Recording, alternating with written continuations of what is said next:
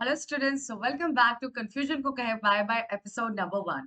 ये जो सीरीज है बहुत ही इंटरेस्टिंग है क्योंकि यहाँ पे आपको नीट में मिलता है which of the following option is correct और इनकरेक्ट।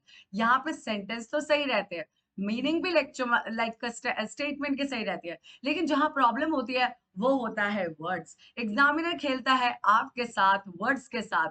तो आज हम देखते हैं कि ऐसे कौन से टॉपिक्स हैं जो आपको कंफ्यूज कर सकते हैं। तो सबसे पहले देखते हैं थायमीन एंड थायामाइन के बीच का डिफरेंस। तो मैं आपको बताना चाहूंगी कि अगर आप इसे देखें तो आपके पास एक ट्रिक अप्लाई करनी है। ये वाई है और यहाँ पे ए है। तो ए से लिखना है वाइटमिन। वाइटमिन वाइटमिन में ए आता है, राइट। थायामीन एक तरह की विटामिन B1 है। विटामिन बी और उसमें भी B1 है, that is called the thiamine. और बेटा अगर आपकी इसकी डिफिशियंसी हो जाती है तो आपको हो जाती है वेरी वेरी, राइट। सो थायामाइन विटामिन B1। अगर आप थायमीन की बात कर रहे हैं तो बेटा ये एक पायरिमिडाइन होती है। पायरिमिडाइन, वाई में वाई, पायरिमिडाइन वाई, थायमीन में वाई। Y is common. अगर मैं आपको इसके एग्जाम्पल दूं तो पैरामिड नाम में बड़ा है लेकिन दर्शन छोटे हैं, ये 6 कार्बन होता है। और आपका जो प्यूरिन होता है वो 9 carbon heterocyclic ring like structure होता है, रिमेंबर दैट। अगर हम बात करते हैं पैरामिडीन की तो वाई याद रखना है और इससे आपको साइटोसिन याद रखना है और थाइमीन याद रखना है, Y, Y and Y. Clear? So that's all for thymine. Now come to synapses and synapses. बहुत सारे स्टूडेंट हैं यहाँ पे एग्जामिनर को प्यार से नंबर दे के आते हैं। यस, तो साइनाप्सिस में आई आता है, साइनाप्सिस में ई आता है। तो अगर आप देखते हैं आई तो that is called as cell division. Division. Ma'am ये कैसे लिखा आपने? यही आपको याद रखना है। यहाँ पे देखिए आई आई एंड आई और साइनाप्सिस में आई है। क्लियर? साइनाप्सिस ई, तो यहाँ पे आपको याद रखना है नर्वस सिस्टम। सो आपका नर्वस सिस्टम, तो आपके नर्वस सिस्टम में था साइनाप्सिस। तो साइनाप्सिस कैसे बनता था? Pre synaptic nerve, pre synaptic membrane, synaptic cleft and then post synaptic membrane. जब ये तीनों मिलेगी तो साइनाप्सिस बनेगी। There are two type of synapsis, chemical synapsis and electrical synapsis. Remember that. Confusion को कैसे हटाना है? ई और आई को पकड़ के। आई सेल डिवीजन, बहुत सारे आई आते हैं। साइनेप्सिस में क्या है? ई। ई तो नर्वस सिस्टम से याद रख लीजिएगा। अब हम बात करते हैं बेटा बहुत ही इंटरेस्टिंग टॉपिक, बहुत ही प्यारा सा topic, glycogenesis and glycogenesis. I am so sorry, glucogenesis and glycogenesis. Glyco, ग्लूको, genesis मतलब सेम होता है। जेनेसिस क्या है? सेम है। तो जेनेसिस का मतलब होता है बनना, सिंथेसाइज। सिंथेसाइज, यहाँ पे जेनेसिस का मतलब सिंथेसाइज, बन रही है कोई चीज। तो यहाँ पे ग्लूकोज बन रही है, ग्लूको, ग्लूको, ग्लूको, ग्लूको, राइट। तो ग्लूकोज का सिंथेसिस हो रहा है, तो ग्लूकोजेनेसिस। और ग्लाइकोजेनेसिस, ग्लाइको, ग्लाइकोजन। तो यहां से क्या याद रखेंगे? ग्लाइकोजन। तो ग्लाइकोजन के बनने को ग्लाइकोजेनेसिस और ग्लूकोज के बनने को glucogenesis. ग्लूको, glucose, glyco, glycogen. Genesis मतलब तो सिंथेसिस, राइट। अब देखिए ग्लाइकोजेनेसिस और ग्लाइकोजेनोलाइसिस। लाइसिस का मतलब होता है ब्रेकिंग। लाइसिस मतलब टूटना, लाइसिस मतलब टूटना, सिंथेसिस मतलब बनना। तो ग्लाइकोजन टूटेगा, ग्लाइकोजन का टूटना। सो ग्लाइकोजन जब टूटेगा तो क्या बनाएगा? ऑफ कोर्स मैम ग्लूकोज बनाता है। लेकिन ग्लाइकोजन को तोड़ने के लिए आएगी कौन?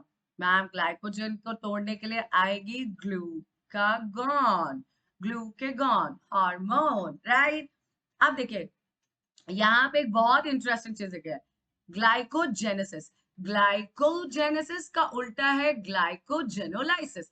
ग्लाइकोजन के टूटने को ग्लाइकोजेनोलाइसिस और ग्लाइकोजन के बनने को जेनेसिस। मतलब क्या होता है? बनना। कि क्या बन रहा है? क्या बन रहा है बेटा? ग्लाइकोजन।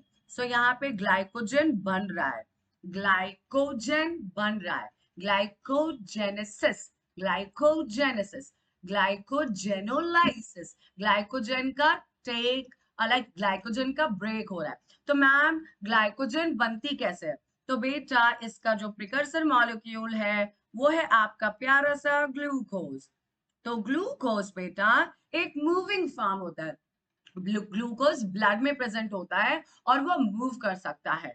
तो ग्लूकोज जब आपकी इंसुलिन के साथ आएगी, मिलजुल के बात करेगी, तो ये दोनों डिसाइड करेंगे कि अब हम आपको स्टोर कर देते हैं, थक हो गए ब्लड में चल चल के। तो एक काम कीजिए, आप स्टोर हो जाए in the form of glycogen, but आप स्टोर कहाँ होंगे?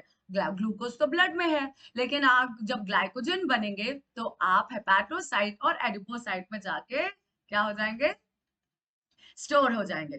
तो ग्लाइकोजेनेसिस ग्लाइकोजन का बनना, ग्लाइकोजेनोलाइसिस ग्लाइकोजन का टूटना। क्लियर? ओके। अब देखते हैं टेटनस और tetani. Tetani is a kind of disorder. Tetani क्या होता है बेटा? Is a disorder. कहां पे देखा था आपने? Muscle contraction. तो बेटा आपका होता है ट्रोपोनिन।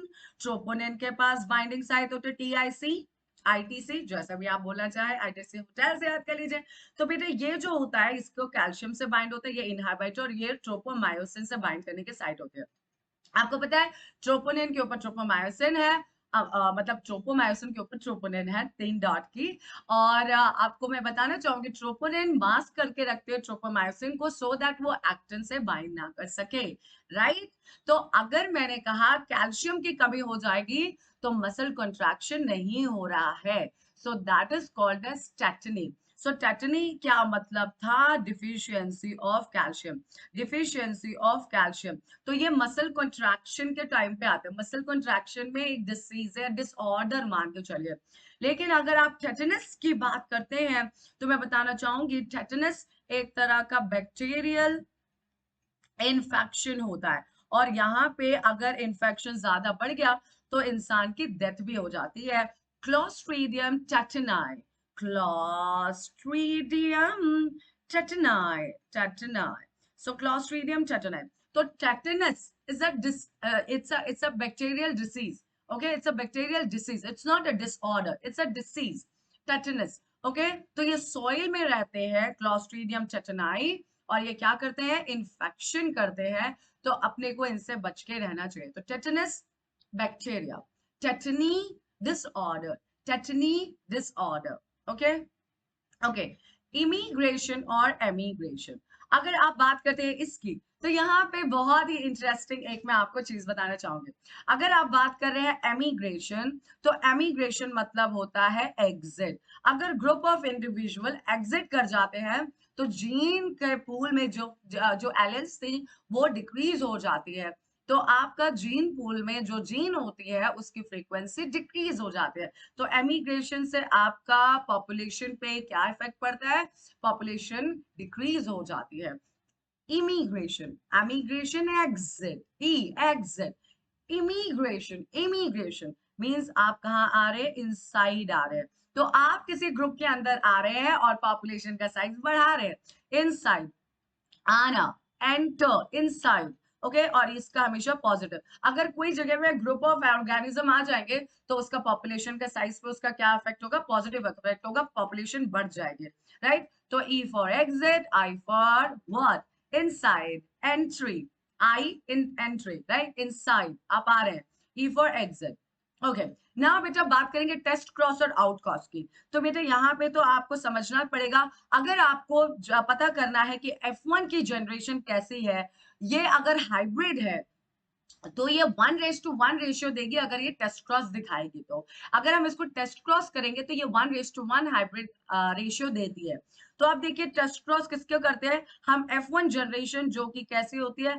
हाइब्रिड होती है। ठीक है, तो ये हेट्रोजाइगस है।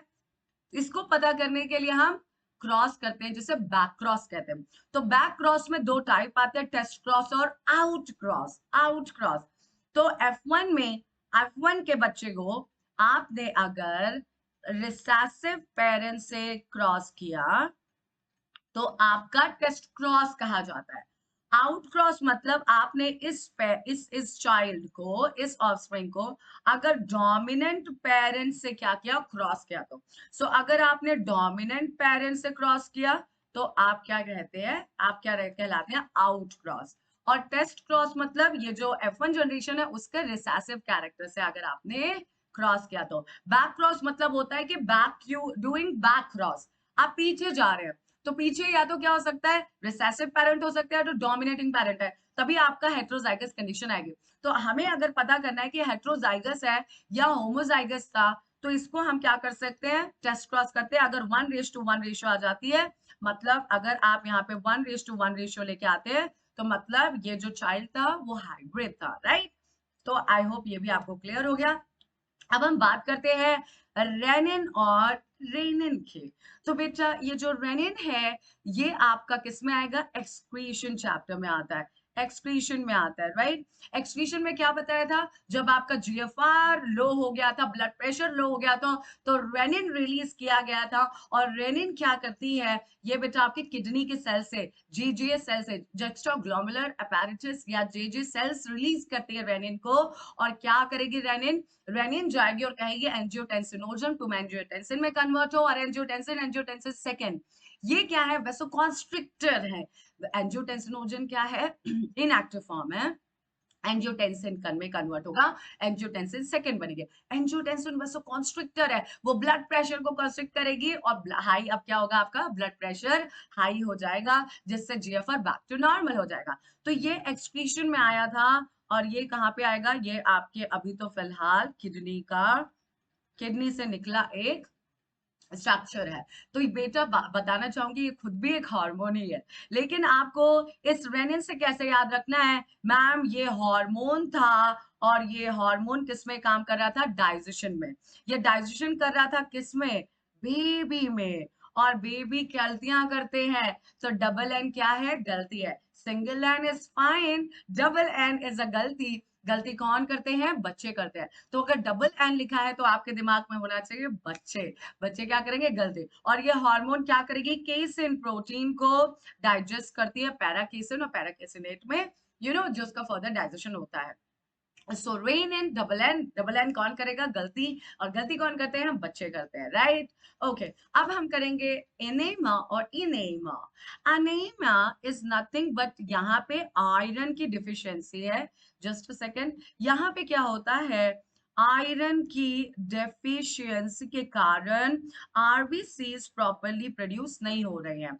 आयरन की डिफिशियंसी के कारण, आयरन की डिफिशियंसी के कारण आरबीसीज का प्रोडक्शन अच्छे से नहीं हो पा रहा। देखिए बेटा, बहुत ही प्यारा पॉइंट है, अनेमिया आयरन की डिफिशियंसी जिसके वजह से RBCs production decrease, RBCs production यहाँ पे क्या हो जाती है, डिक्रीज हो जाती है। और अब बेटा आपको कैसा लगता है, आपको ब्रीदिंग इशू होता है, आपको एनर्जी नहीं रहती, आपको चक्कर आने लग जाते हैं, और बहुत सारी चीजें आपको प्रॉब्लम्स में आने लग जाती है।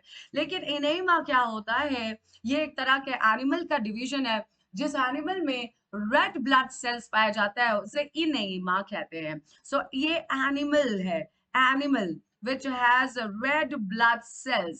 अपने अपने अगर इन एनिमल्स में जो ब्लड पाया जाएगा अगर रेड कलर का पाया जाएगा तो उसे इनेमा कहते हैं, इनेमा कहेंगे। तो इनेमा एनिमल है, अनेमिया क्या है, तो ए से अनेमा, ए से अनेमिया। अनेमिया तो क्या है, एक डिसऑर्डर है, तो ए से याद करना है, ए से, ए से, ए से क्या याद रखना है, disorder, anaemia, anaemia, deficiency of iron. और enema, enema that is animal, animal, animal, right. दो जिनके पास रेड ब्लड सेल्स थे, पहली बार जो आरबीसीज लेके आए थे ब्लड कंटेनिंग सेल्स, उसे इनेमा कहेंगे, राइट। अब देखिए बेटा, मेंटल और मेंटल, मेंटल मतलब होता है पागल। बेटा ये फिलहाल में जिपमर में ये क्वेश्चन पूछा गया था, which of the following option is the correct option. तो सबको लगा कि यार यही तो है, इसमें तो कोई दो राय नहीं है, लेकिन उन्हें मेंटल लिखा था, मेंटल नहीं लिखा था। तो मेंटल क्या होता है, पागल। साइकोलॉजिकली आप अगर पागल है तो मैं यहाँ लिखना चाहूंगी, मेंटल मतलब क्या होता है, पागल, लाइक पागल। क्या पागल है, मेंटल है, यस। लेकिन अगर एग्जामिनर ने मेंटल लिखा है तो आपको ये देखना पड़ेगा कि कौन से वर्ड को उसने यूज किया है। ऑप्शन रॉन्ग था, लेकिन मेंटल से हमें ठीक लग रहा था, you know the Mollusca has a mental layer which forms a mantle cavity on a visceral हम।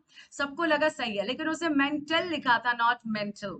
सो ये जो मेंटल है, ये किस में आता है? ये आपके मोलस्का में आता है। Outer layer, soft outer layer covering होती है, जो कि मेंटल कैविटी बनाती है बिटवीन द विसरल हार्ट। इसके अंदर टिनिडिया होती है और मोस्ट ऑफ द ऑर्गन्स होते हैं। टिनिडिया is a specific thing because काफी बार ये एग्जाम में पूछा गया, जो एक्सक्रीशन और रेस्पिरेशन दोनों के लिए रिस्पॉन्सिबल है।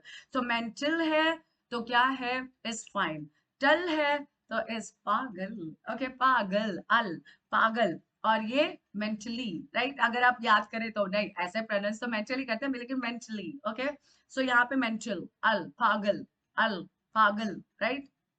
Okay, now nucleoid and nucleus. तो बेटा आपके बैक्टीरिया में न्यूक्लियर मेम्ब्रेन नहीं होता है न्यूक्लियस में, और उसे आप न्यूक्लियोइड कहते हैं। सो न्यूक्लियस विदाउट न्यूक्लियर मेम्ब्रेन। तो बैक्टीरिया का न्यूक्लियस न्यूक्लियर मेम्ब्रेन नहीं रखता है, इसे आप न्यूक्लियोइड कहते हैं। तो न्यूक्लियोइड प्रोकैरियोट्स में होता है। न्यूक्लियोइड किस में होता है? प्रोकैरियोट्स में होता है।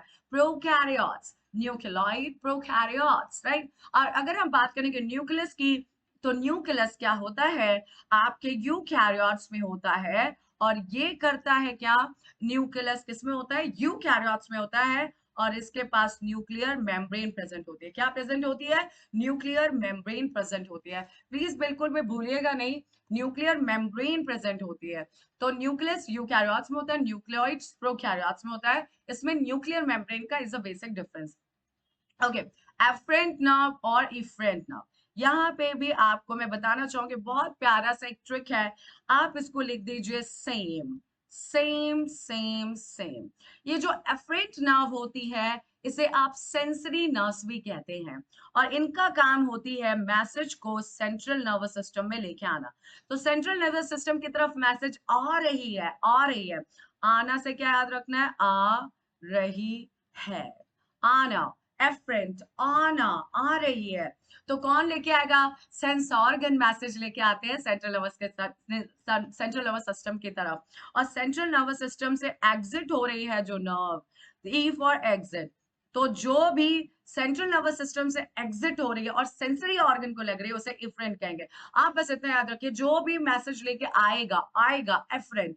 और इसको कैसे याद रखना है? सेम। तो सेंसरी क्या है? एफरेंट है। और जो सेंट्रल नर्वस सिस्टम मैसेज लेके जाएगा, रिस्पॉन्स जो लाएगा, उसे कहेंगे एफरेंट। और जो मैसेज को रीड करेगा और रिस्पॉन्स को, स्टिमुलस को दोबारा से क्या करेगा? रिवर्ट बैक करेगा, वो एग्जिट होगा सीएनएस से, उसे आप कहेंगे efferent. Efferent exit, efferent exit. तो एग्जिट को कैसे याद रखते हैं? मोटर। तो सेम। तो ई से एम और ए से एस, तो same. That is sensory afferent, motor afferent. Clear? Okay, अब एबाजियल और अडाजियल। एबा मतलब होता है बिलो, एबाजियल मतलब बिलो, एबाजियल मतलब बिलो, एडाजियल मतलब एडाजियल, अब अबव। तो यहाँ पे यह याद रखना, आप भूल जाते हैं कि आपके पास जो लीफ होती है, इसके पास दो तरह के मीजोफिल सेल्स हो सकते हैं अगर आप डाइकोटिलेडोन है। एक है बेटा आपका पैलिसैड्स, और एक है आपका स्पॉन्जी पेरेन्काइमा। तो बेटा आपकी यहाँ पे अगर अपर लिप्स में, अगर अपर मेसोफिल्स में जो आपकी प्रेजेंट होंगे, अपर लेयर में जो मेसोफिल सेल्स प्रेजेंट होंगे, उसमें जो आप देखते हैं अरेंजमेंट, उसे अबाजियल नहीं अडाजियल कहेंगे। Adaxial, upper, below, B for below, abaxial, abaxial, abaxial, that is below. तो अबाजियल बिलो, अडाजियल अपर। तो कैसे याद रखना? B for below, B for abaxial. Okay, now ilium और ईलम। अब देखो इलियम, अब बेटा ई में याद क्या करना है? ई। तो आपका इंटेस्टाइन में होता है ई, ऐसे इंटेस्टाइन से ई याद रख लीजिए। और ये वाला जो आइलम था, वो प्यूबिक सिम्फाइसिस से याद कर लीजिए। Pubic, pubic symphysis, pubic symphysis, pubic symphysis. Pubic symphysis एक तरह की कॉक्सियल बोन वाला सिस्टम है, जहां पे आपके पास क्या होता है? कॉक्सियल बोन में अगर आप देखते हैं, तो आप अगर कॉक्सियल बोन देखेंगे, तो आपके पास ईलम, प्यूबिक सिम्फाइसिस। तो यहाँ पे क्या है आपका? Ilium, pubis and ischium. सो ये वाला जो पार्ट होता है, उसे आप ईलम पार्ट कहते हैं। सो ये जो इलम वाला पार्ट है वो है आपके प्यूबिक सिम्फाइसिस का आई। लेकिन यहाँ पे देखिए ई है, यहाँ पे आई है, यहाँ पे ई है। ई से क्या याद रखना, इंटेस्टाइन। इंटेस्टाइन वाले में क्या था आपका duodenum, jejunum, ileum. Ileum highly coiled वाला पोर्शन था, तो मैं ई से क्या बना देती हूँ, इंटेस्टाइन बना देती हूँ, राइट। इंटेस्टाइन में ऐसे ही प्रेजेंट है ना, तो ये जो ई है वो ऐसे हो जाएगा, राइट। सो बेटा दैट्स ऑल फॉर टुडेज। आप अपना ईयर वेस्ट नहीं करना चाहते और नीट 2024 में आप चाहते हैं कि आप एमबीबीएस सीट ले लें, तो आपको जरूरत है एक बैच की जिसे आप योद्धा बैच कहते हैं। यहाँ पे बायोलॉजी में आपको पढ़ाने वाली हूँ, फिजिक्स केमिस्ट्री का ध्यान रखा जाएगा बाय अनदर टीचर्स। लेकिन ध्यान रहे कि इस समय अगर आप ये बैच लेते हैं तो आपको 9599 में ये बैच मिलने वाली है, सिर्फ 9600 में ये बैच मिलने वाली है, जहां पे आपको 1 ईयर के लिए डायरेक्ट मेंटरशिप, एक ही साल में हम 50,000 एमसीक्यू सॉल्व करने वाले हैं। टीचर्स आपकी कमियों को समझेगा, क्या आप कंफ्यूज होते हैं, क्या आपको कंसेप्ट क्लियर नहीं है, बहुत सारी चीजें आप पे ध्यान दी जाएगी, सो दैट एक साल के बाद आप बन सके आपका जो ड्रीम है। आपको करना क्या है, प्रोमो कोड अप्लाई करना है, प्रिया मैम, PRIYAMAAM। अगर आप ये कोड अप्लाई करते हैं तो मिलता है आपको flat 30% of, yes, flat 30% of, जो कि हो जाता है आपका एक बहुत ही affordable price.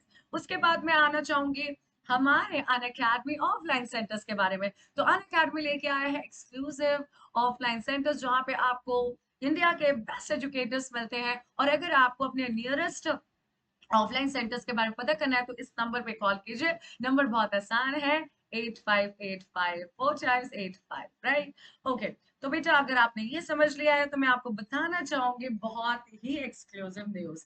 Price job extend हो गया, पहले ये सिर्फ 26 तक था, लेकिन आप लोगों के लिए हमने कर दिया है एक्सटेंशन पीरियड थोड़ा सा अच्छा खासा। और यहाँ पे आपको मिलता है, अगर आप लेते हैं 12 मंथ के लिए प्लस कोर्स, तो आपको बेटा मिल रहा है सिर्फ और सिर्फ 30,399, मतलब आपने पूरा सेव किया है 12,400 रुपीज। और बेटा अगर आप 12 मंथ का आइकनिक कोर्सेज लेते हैं तो आपके पास 52,399 में है। यहाँ पे आप सारी जो अनअकैडमी के टीचर्स हैं आप उनको देख पाएंगे। अगर आप सिर्फ बैच लेते हैं तो आप स्पेसिफिक टीचर्स के पास जाते हैं, हालांकि 1 ईयर का वो भी एकदम 1-to-1 रेगुलेशन होता है, लेकिन ये ज्यादा प्लस एंड आइकनिक ज्यादा प्रेफरेबल होती है, क्योंकि यहाँ पे आप एक्सेस कर सकते हैं multiple teacher question, DPP, 1-to-1 sessions, everything is included, okay. और अगर आपको सब्सक्राइब करना है तो यहाँ पे भी आपको प्रिया मैम कोड अप्लाई करना पड़ेगा, PRIYAMAAM, to get flat 30% off. Okay, that's all for today's. I hope we will meet soon in the Yodha batch and we'll make it, you know, to run this year, your dream coming true. That's all for today's. Thank you. Stay tuned for more.